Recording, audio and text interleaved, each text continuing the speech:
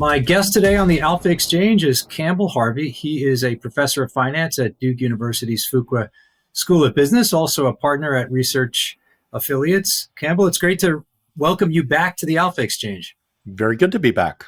Yeah, so we live in super interesting times. And, one of the areas of focus that I've personally had has been on trying to find diversifying assets that just don't behave like typical equities or those that have, your more traditional risk on properties. And gold has been a focus of mine. And clearly it's been an asset that you've done a lot of work on recently as well. So you have published an update or some new work on a paper you had done about a decade ago, maybe 12 years ago. And so I'd love to get into some of your recent work on gold. So we'll use that as the basis for our conversation and maybe also talk a little bit about rebalancing as well. So tell us first, what got you interested in exploring gold and its kind of risk return properties? So it's kind of interesting. I thought of doing something on gold because many investors have gold in their portfolio, both retail and institutional investors.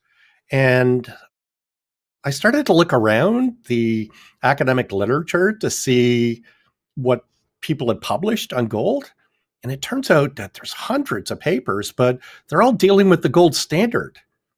And I couldn't find a paper that actually looked at gold in terms of its investment capabilities and how it interacts with a well-diversified portfolio. So that was kind of the start of it. My work with Claude Herb, and we did this historical study considering data over a couple of millennia.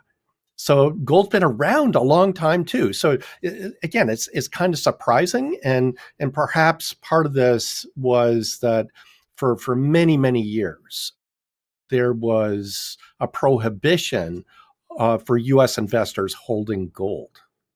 So that ran from 1933 effectively to 1971.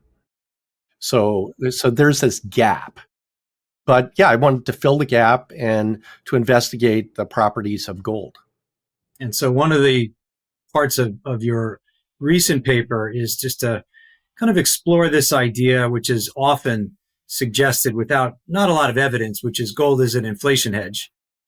But you do something really fantastic here, which is you go, as you mentioned, back hundreds and hundreds of years, and you're making a comparison to wages currently of army captains versus, as you say, Roman centurions.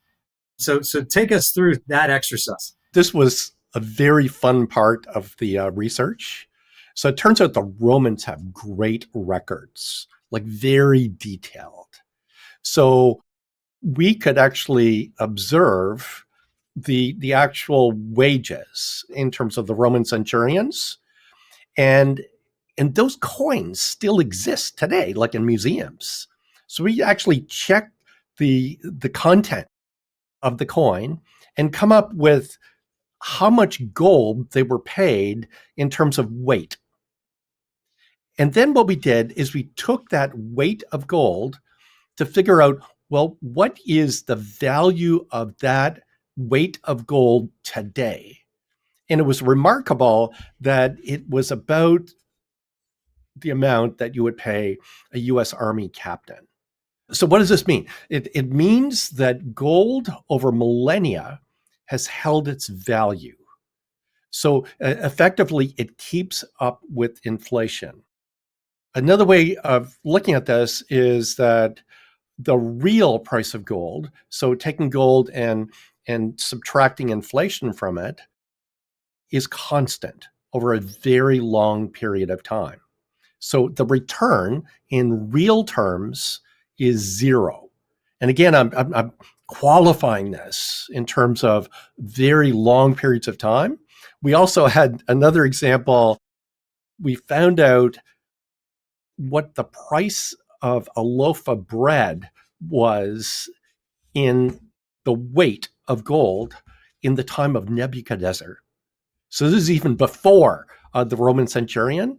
And that worked out to about $7 today, which frankly, at my local bakery to get the sourdough loaf, it's $7. So again, this is consistent with gold having this long track record of preserving value. And again, I do want to emphasize that we're measuring this over centuries or millennia, not over the next year or the next 5 years or the next 25 years. One of the things that you do early in the paper is you decompose the kind of time variation in gold. I think, as you alluded to, between, you break it down into inflation component and a real component. And so perhaps just running with this idea of inflation, or gold is an inflation hedge, what do you find in terms of the fluctuations in the price of gold?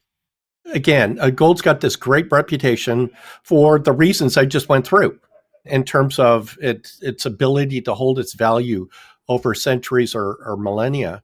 But in the short term, it's a completely different story.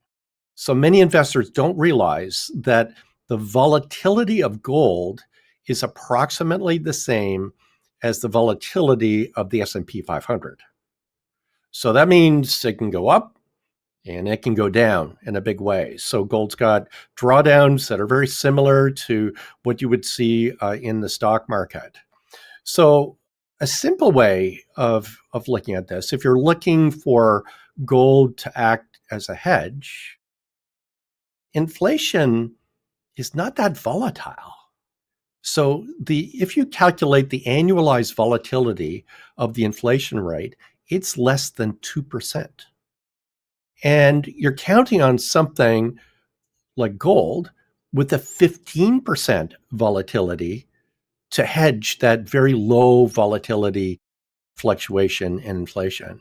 That just means that gold will be unreliable as an inflation hedge, and just casual inspection of the data. So over the last 20 years, gold has outperformed inflation. So it's done its job over the last 20 years. But then you go 20 years before that, gold underperformed inflation.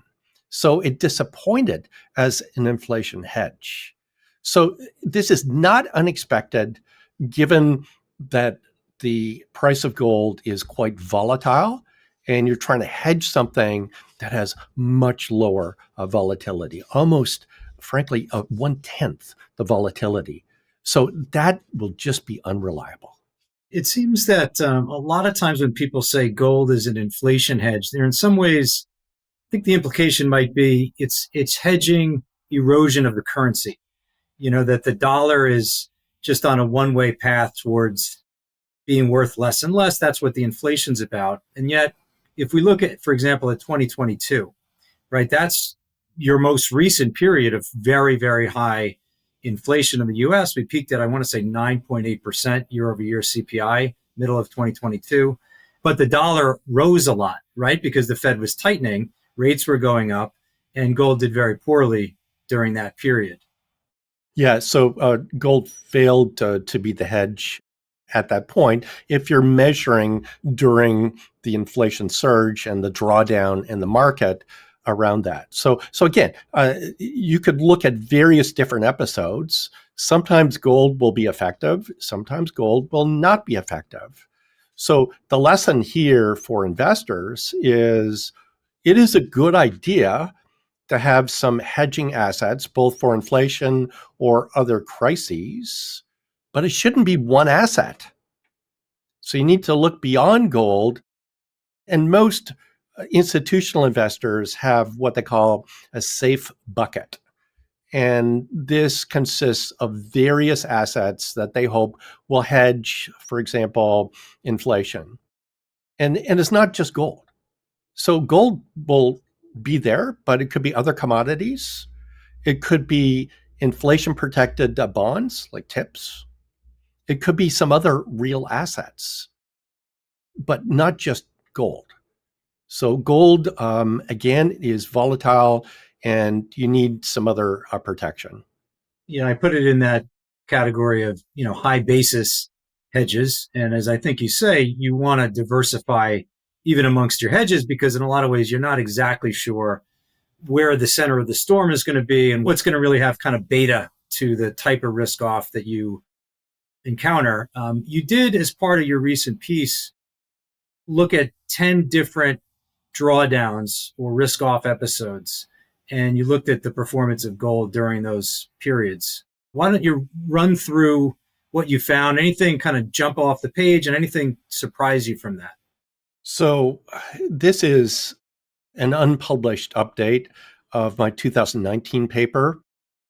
And that paper was published in the journal Portfolio Management and is called The Best of Strategies for the Worst of Times, a play on Dickens' Tale of Two Cities. So we looked at various different equity drawdowns. So these are large drawdowns. I think the one that was the least severe was over 15% drawdown, and some of them over 50. And we've updated this to include COVID and the inflation surge related drawdowns. So what we find is that gold actually has a positive return during these equity drawdowns in 7 of the 10 drawdowns. In 3 of the 10, it's a negative return. So you might think, well, a hit rate of 70% is not that good. But if you look at the magnitude of the negative returns during these equity drawdowns, they're fairly minor. So gold does provide, at least historically, some diversification. The paper looks at many different strategies. So gold is not the only one that we look at. So we look at, for example, if you want to hedge effectively, just buy a put option, right? That's going to work for sure. And we look at a strategy of consistently doing put options. We look at bonds as a possibility. We look at various different factors to see how they perform. And then we also look at momentum strategies, like a 1 month, 6 month, 12-month momentum signal to see how they actually perform during these different drawdowns. And it's not just equity drawdowns. We look at recessions also as kind of like bad times. Sometimes they coincide with the equity drawdowns. Sometimes they don't. So to get kind of a view of what the possibilities are for really what you want is crisis alpha. So what that means is you're in a crisis, you've got an asset that delivers a positive return. So that's what we're really searching for. And again, it's been recently updated. When you first wrote your piece on gold in 2012, this was coming off of a real bull market in gold. I'll always remember the surge in 2011. The Eurozone crisis was intensifying. The US had its debt ceiling showdown. Rates plummeted. The VIX got to 45 in a hurry. And during that summer, that late summer of 2011, I want to say, gold really, really spiked. And so you'd written your paper during a time where I'm guessing as you call it, the real price of gold, because inflation was very low at the time, was quite high. And I think you had made essentially, I wouldn't call it a forecast, but the observation that the entry point matters, that high real prices of gold are associated on average with lower forward realized returns. Maybe you can walk us through sort of the thought process there and just what you learned, and maybe what we should be thinking now with gold at 3,000. Again, think of this idea that the real price of gold is constant. At least it has been over 2 millennia. So then you could look at that constant price and you see deviations from it. So you might go well above that constant price, and then you might reasonably expect some reversion to the mean. And this intuition is no different than what we do for equity. So the equivalent measure for equity is like a price earnings ratio. And when you've got super high price earnings ratios, the expected returns are going forward modest or negative. And you can see this in the data. The timing, of course, is not clear, but what we do is when the real price of gold hits an all-time high or a high watermark, when you look at the returns in the next 5 to 10 years, they are well below average and often negative. So again, it's kind of the same intuition that we've got with any asset. So if the price is really high, it is likely, and not for sure, but likely that the expected return is low. So beware. And again, the research suggests over the next 5 to 10 years, the returns are very modest. So as you went back, such a long time frame to look at the behavior of gold and its performance through periods long ago, of course, our markets were not nearly as developed, and over time, just about everything gets financialized, right? And so in 2004, they introduced the GLD, and you've got this product, right? That's just a flip the switch way of getting exposure to it without lugging home some gold bars. Transaction costs are really minimal. You can see it and touch it on a screen really easily, get into it and out of it. And so that's a new player in the market.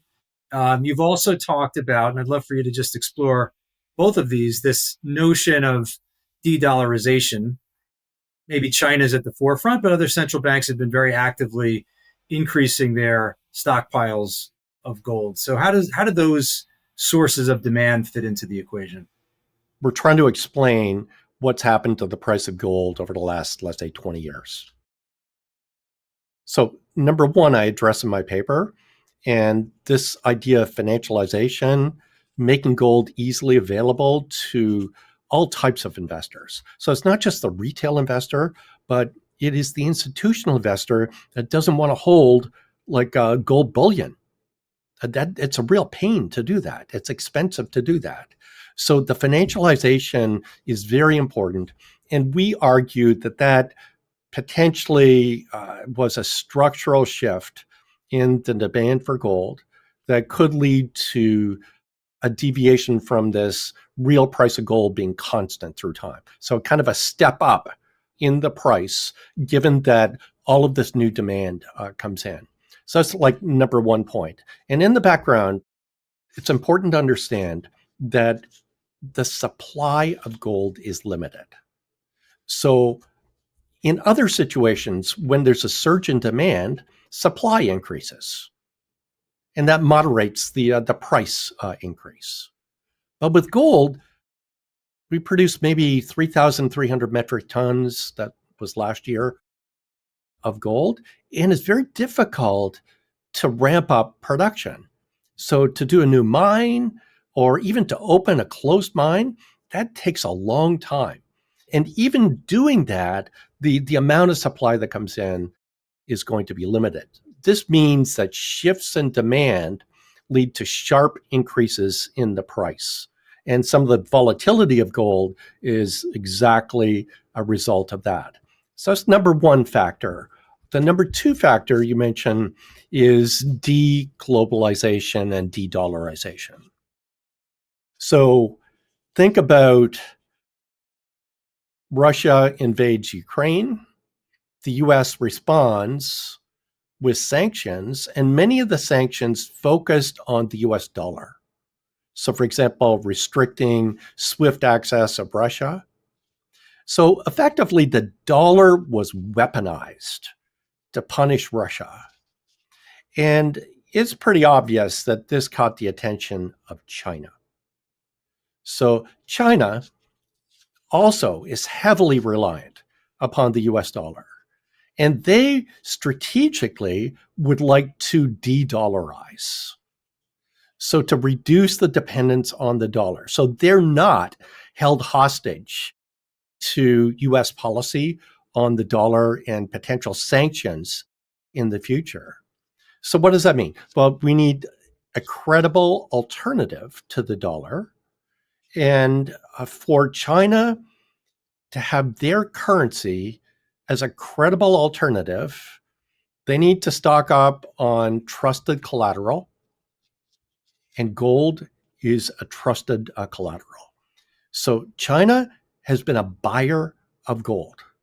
So they've increased their stock of gold over the last 2 years by 15%. And this is the official holdings. And there's a strong reason to suspect that they've got much more than the official holdings. Again, this is a strategy to reduce the dependence on the US dollar. It's a risk management strategy that I think everybody in finance would understand. And the important point here is if China is a buyer, and we have documentation that they are, and given the limited supply of gold, that will push the price up also. China's not the only one buying also. So India is another big buyer.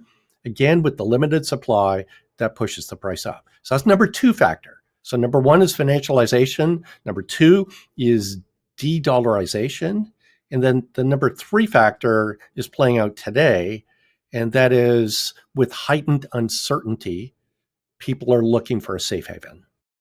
It's trying to get the right balance. So you point to factors that clearly underpin the story that this could be early innings for all we know. It's just hard to know when you have behemoths like China structurally accumulating an asset and not really price sensitive, right? They're doing it with a long-term objective. And then again, the story around uncertainty, I think's, another one set against your research, which suggests that entry point does matter as well, right? So how do you balance, not asking you for any predictions, but how do you balance that? Yeah, there's some pretty good structural tailwinds here, but the price is something you've got to pay attention to, at least from a long-term return objective standpoint. So one thing that does worry me is that given that gold is perceived as a safe haven, that given the heightened uncertainty, that people are adding gold to their portfolio, institutional investors are adding gold to their portfolio, and this creates a momentum effect. So people see that the price of gold is going up, they buy more gold, and the price of gold continues to go up as a result of their buying. So their thesis that this is an asset that's going up in price is kind of validated, and this works great until it doesn't. So at some point it stops and there is a correction. So it's inevitable that there will be corrections, whether it's in the price of gold or the price of the S&P 500, there will be corrections. Now, as for the expected returns, we need to be careful on this because gold does have low correlation with equity. So that means it is a hedging asset. And a hedging asset you need to pay for. And that means that expected returns are lower. So just because the expected return is low, that doesn't mean you exclude the asset from your portfolio. It is serving a purpose. It is serving a diversification purpose. Indeed, the ultimate hedging asset for an equity portfolio is a put option. And again, in my paper, we look at various different strategies of buying put options at the money consistently every month. And that works great. You get every single drawdown covered by this strategy. But the problem with the strategy is in the non-drawdown periods, it's super expensive. So overall, if you look at the average return for kind of a consistent put buying strategy, it's in my paper like negative 7.5% a year.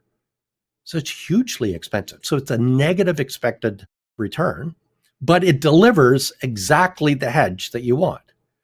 There's other assets or strategies that you could use that are not as expensive, like buying gold, but they're not as reliable.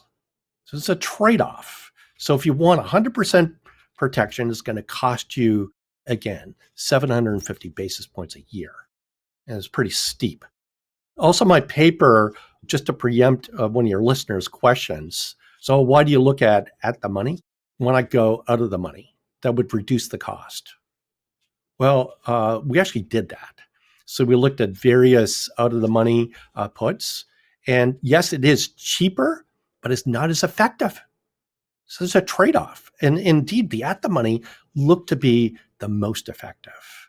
So, but again, this is kind of the bound. If you want 100% protection, that's what you need to pay. If you want partial protection, you pay less. But again, the expected return is going to be lower. With any hedging asset, that's how it works.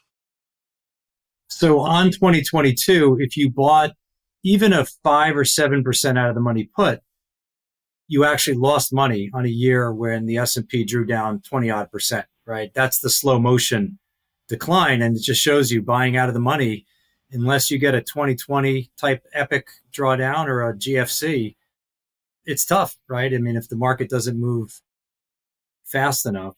One just last comment I wanted to make, and then just solicit some of your thoughts on rebalancing. I found some of that work really interesting. But the thing, what got me so interested in gold is of course it's got this defensive property. You make great points that you can't really count on it. It's not true insurance. It can work that way, but you really can't truly count on it. And you have an asset that by all counts could be highly overvalued. We just don't know. But its implied volatility is actually on the very reasonable side. You mentioned the realized volatility of about 15. That's what the implied is too. And so to me, you have an asset that, could go up a lot and could conceivably come down a lot too. And you can buy options to express the view that it goes up a lot for a very low amount of premium. So I think that's a really interesting way of getting long gold, but being able to walk away, should things not go your way. On rebalancing, so we are 5 years from March of 2020. And that month obviously brought tremendous destruction to the S&P. I think it was down 12.5%. And the bond market was the flip side of that. It was TLT, just to use one proxy, was up 6.5%. So a almost 20% outperformance of stocks versus bonds in that month. And so you're coming to, let's say, April of 2020, and these pension funds want to get back to neutral. And you've argued that these mechanical, predictable flows, you even quantified it to the U.S. taxpayer of, I believe it was $200 per person. Yeah, why don't you walk through your work there, what you found? Are there any kind of reasonable ways to do something different so you don't leave this money on the table? What did you find? Yeah, so let me go through the basic idea. So there, within the U.S., about 20 trillion of pensions and target date funds that do regular rebalancing. And what I mean by that is there are two flavors. One is called calendar. So you rebalance at the end of the month or end of the quarter, or threshold, which means if you deviate from a certain percentage from your target, then you start the rebalancing. So we consider both of these. Both of these are mechanical rebalancing. So it's just a rule. And the problem with a rule like this is that it is kind of like announcing your trade in advance.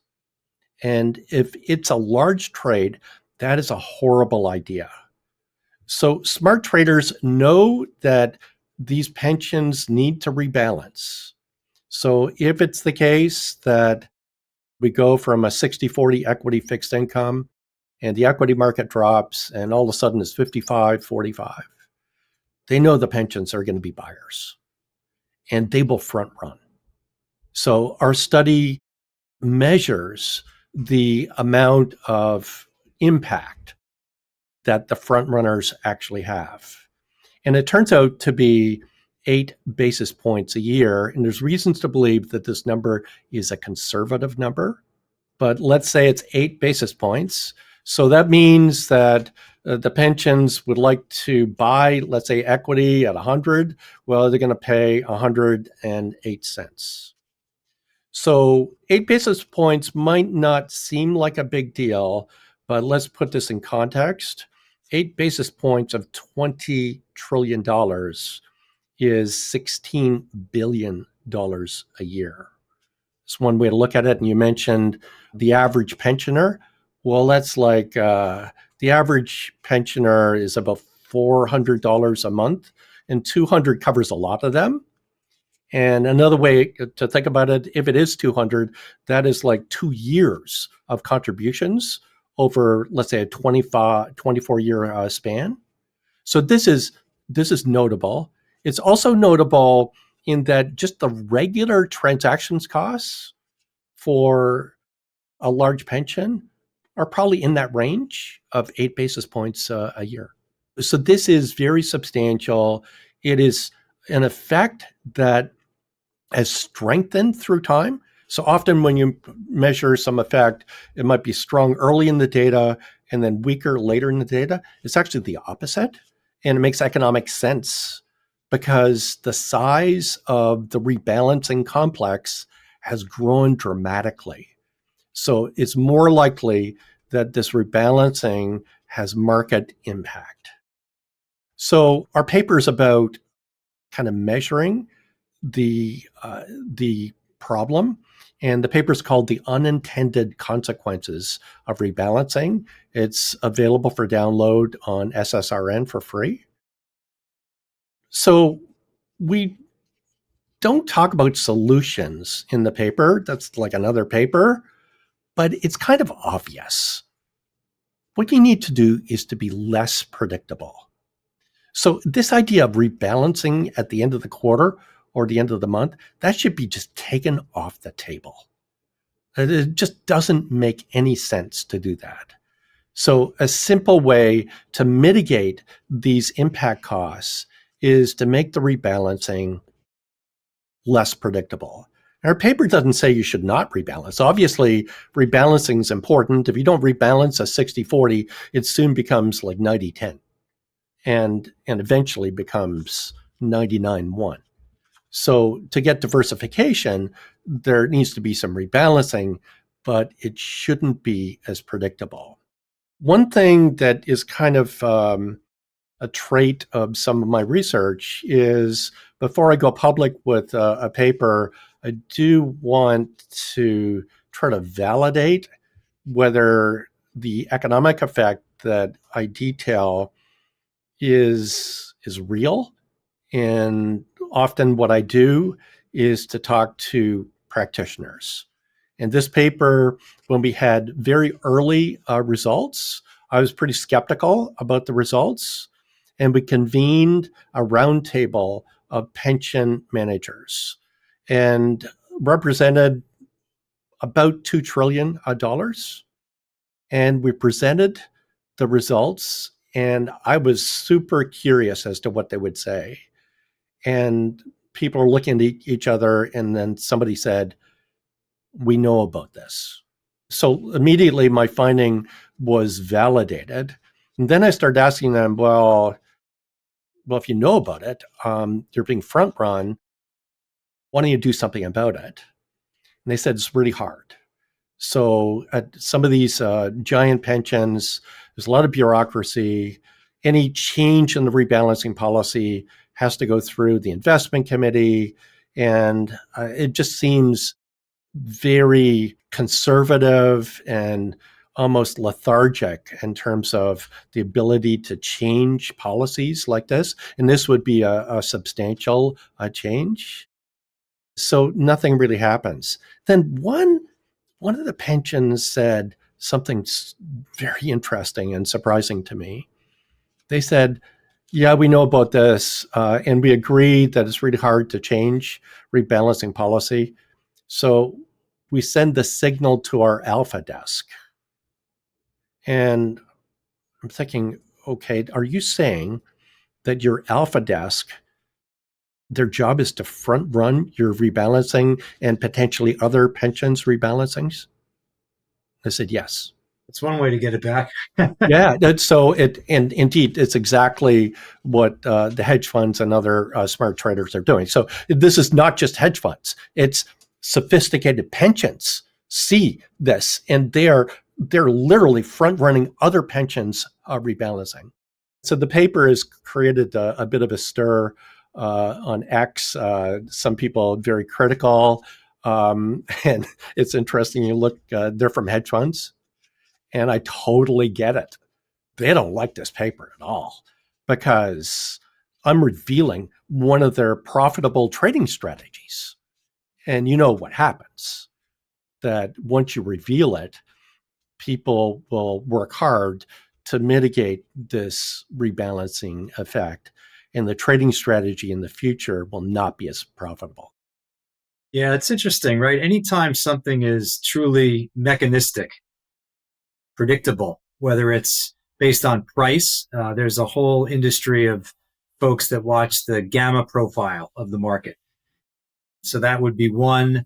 There is a gigantic put spread collar that gets rolled in the S&P every quarter. And everybody knows next week that trade's coming. And so there's a lot of argument that there's a lot of pre-positioning in the options market around it. The leveraged ETF complex, another fascinating one where they're really just doing what doing what the mandate is, deliver twice the return of NVIDIA or twice or three times the return of the triple Q. And that causes end of day rebalancing that you can see coming a mile away. It's pretty interesting stuff. No, I totally agree. So anything mechanical, need to be careful. And rebalancing is just one example of that. Well, Campbell, thank you so much for your time today. It's great to learn about the recent work on gold. We'll see what happens. See what happens. It's a very interesting backdrop, and I'll be fascinated to watch what the next year brings. Thank you for having me on the show.